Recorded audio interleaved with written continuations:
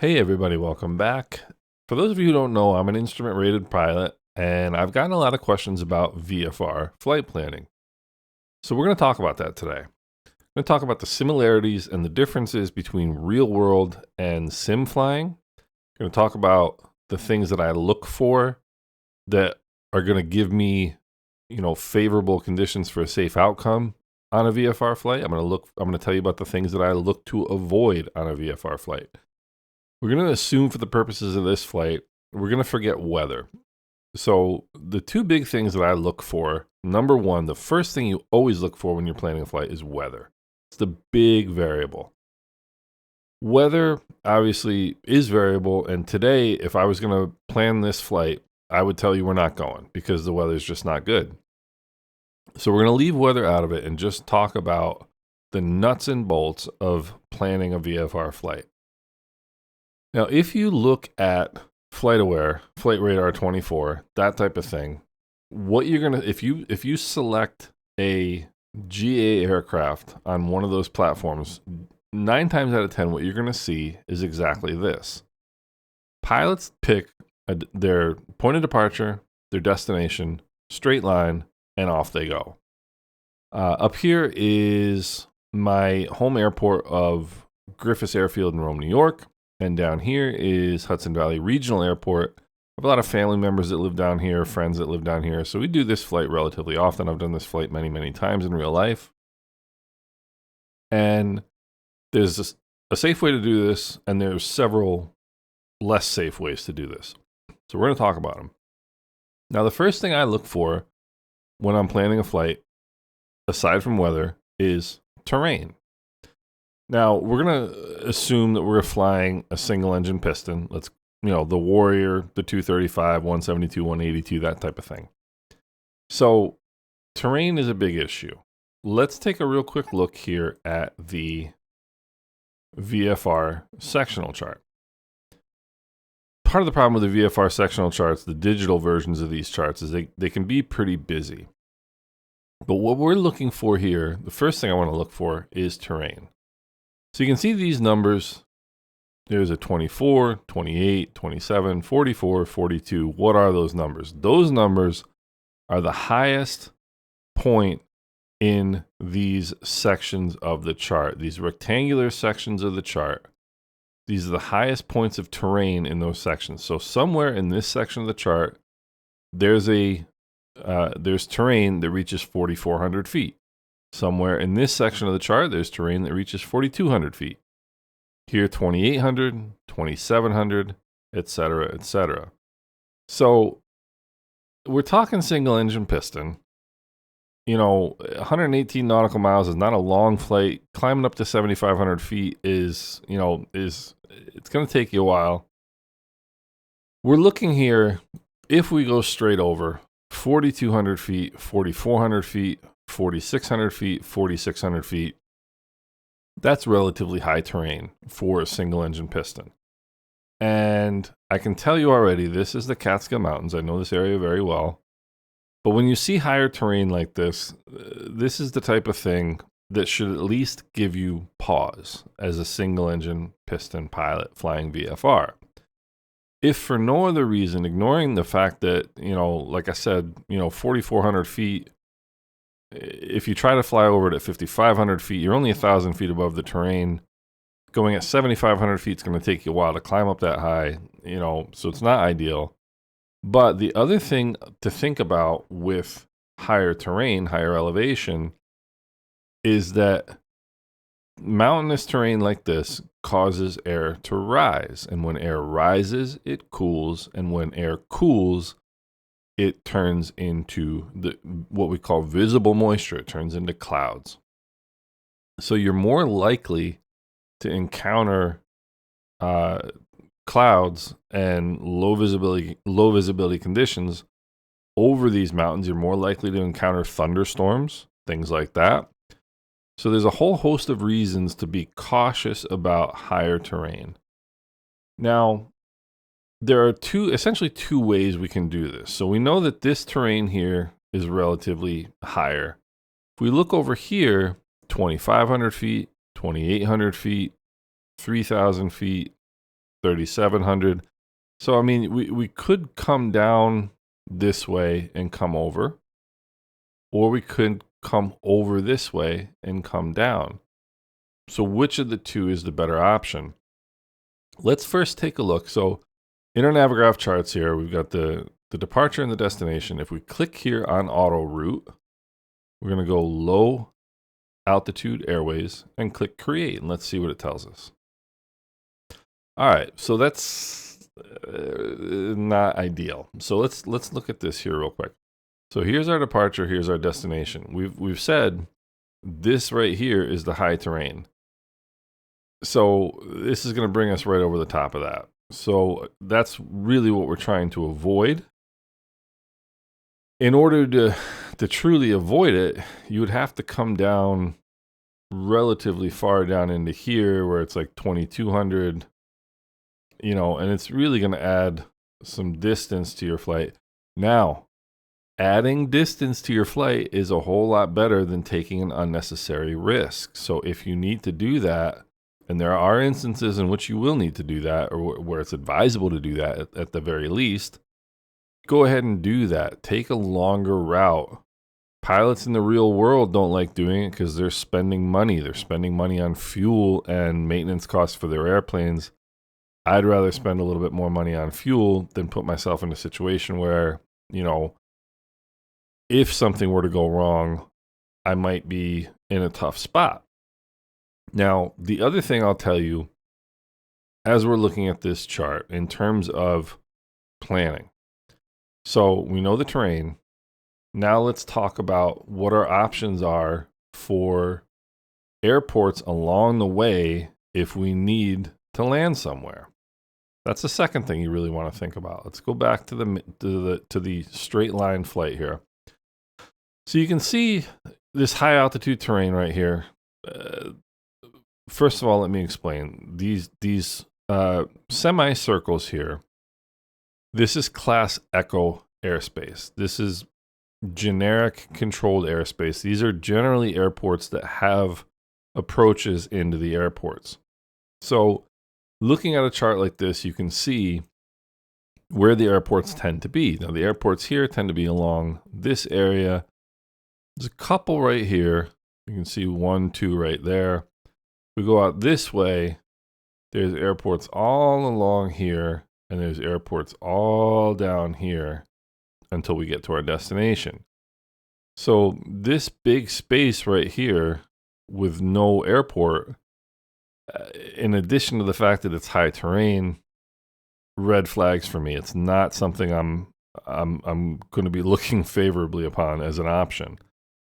So that's the next thing you want to look for, is what are the airports that, you know, I might be able to get to in a pinch if I have to. And these are the ones that are surrounded here again by these semicircles. So looking at it, to me, I've got more options this way.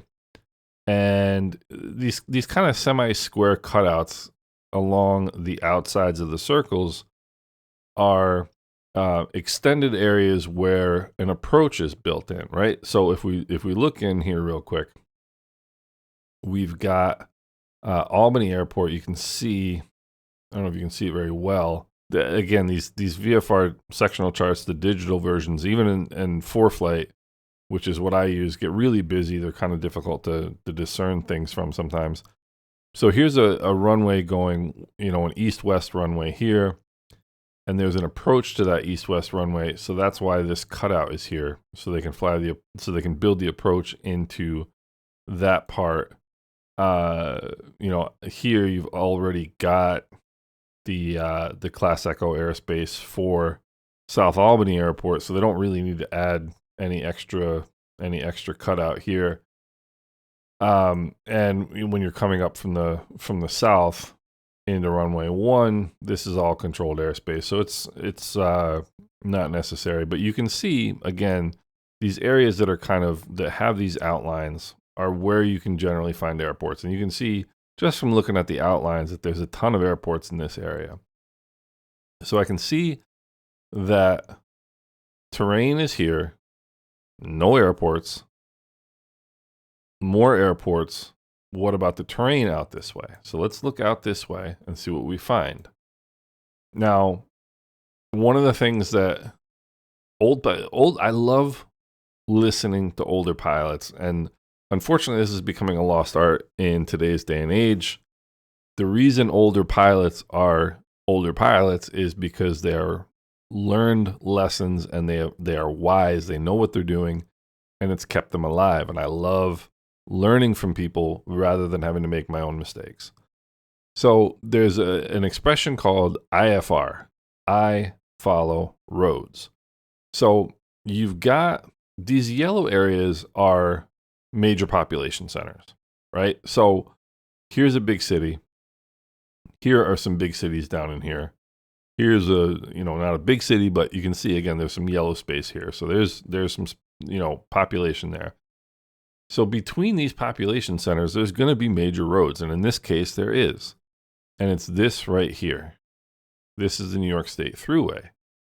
So if you zoom out a little bit, you can see it a little bit better. It was a lot easier to see on the paper charts, but you can see the road going along right here, coming down to Albany. Now, we've already said that we got more options for airports here in case we need one. And if you come down here, going from this area southbound, again, along the river here, rivers are also good because that's lower terrain.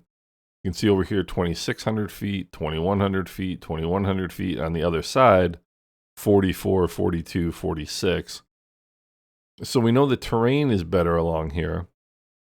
There's also airports like we talked about. You can see the cutouts. There's also a major roadway, and I happen to know that's the New York State Thruway. So what's good about roads? Major roads are great. Highways are great because if you lose an engine or you have any kind of mechanical issue, you can land on the highway if you need to. So highways are a really good way to kind of look and see maybe what's a good route to choose where you don't have to fly over the top of the highway the entire time by any means. But if there's one nearby, within gliding distance, that's fantastic. So we come up here. This is up into the Adirondacks, 34, 36, 32, but that's not the direction we're going. We're coming this way, 2,800 feet, 2,700 feet. And you can see kind of where the higher terrain sort of edges out here, right? See, there's 4,400 feet. And if we zoom down in, you can see these higher elevations along here. That's 4,000 feet right there. So the way I'm looking at this, major road, lower terrain from here, from my point of departure over this way, major road down this way, lower terrain along here, airports. This is looking like a much, much better option. Now, one of the oddities of flight planning is that once you get an idea of what you want to do, it's a lot easier in some ways to plan IFR flights using VFR charts and vice versa. So in this particular case, we know that we want to go this way, out towards Albany and south, rather than going across this high terrain. So now that we know the terrain, let's take a look at the low altitude chart. I'm going to look at the FAA low altitude chart, and I'll show you why. The FAA chart, the blue airways here are T routes, which are GPS routes. The black routes are Victor Airways, which are connected by VOR waypoints. And so these you can use, the black airways you can use without GPS. The blue airways require GPS. If we look on the JEP chart, it's a little bit cleaner. So we'll actually take a look at the JEP chart. So we know we want to come this way and south, right? So what's an easy way to do that? So here is the first part of the trip that we want to do. So let's say we want to come out to Albany. We'll drag this over here. And that's not a bad way of doing this. It's really not a bad way of doing this flight if you wanted to. In fact, I've done it this way. If you look, you can see, so this is Fulton County Airport. That's an airport in Johnstown. You can see that's along our route, relatively near. These are, some of these are not, maybe even dirt, grass strips. They're not, the green ones are not ones you really want to be toying with or thinking, or at least thinking about as a viable option in an emergency. So here we know we've got along the river, we've got the major roadway. We've got Johnstown, Fulton County Airport here. We've got Schenectady County Airport here. Albany County Airport here. South Albany Airport right here. Columbia County Airport right here. We keep on coming down.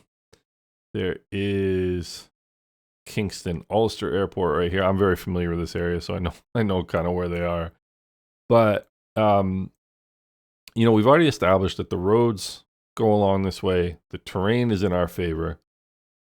So if you wanted to just plan it this way, there's nothing wrong with doing the flight this way.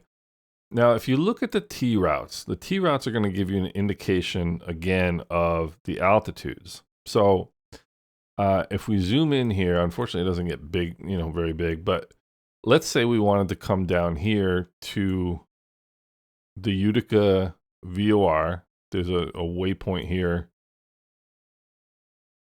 Lambs intersection. And that's part of this T route here, this T608. And you can see the minimum in-route altitude, that's that altitude in red right there, is 3,500 feet.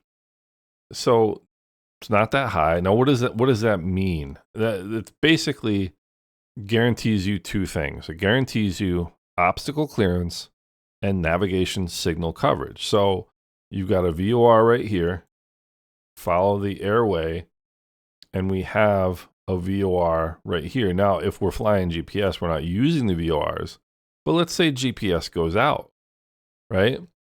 If you're on an airway, you have got navigational signal coverage if you are above the minimum in-route altitude, that 3,500 right there.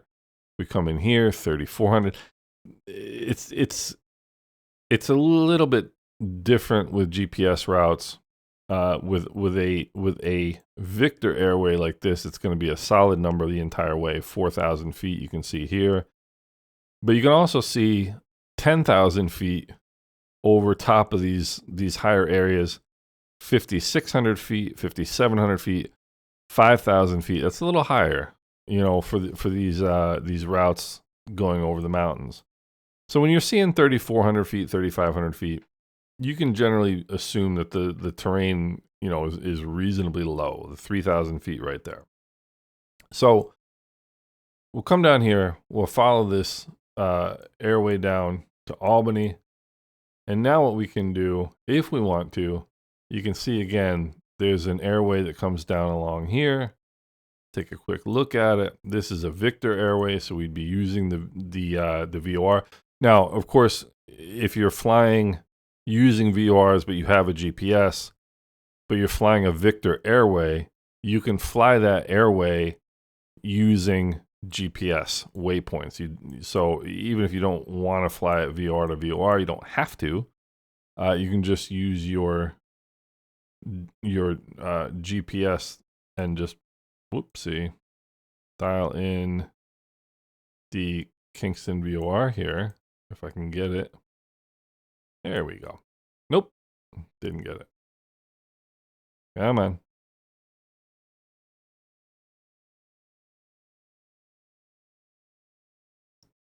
Okay, you're starting to annoy me.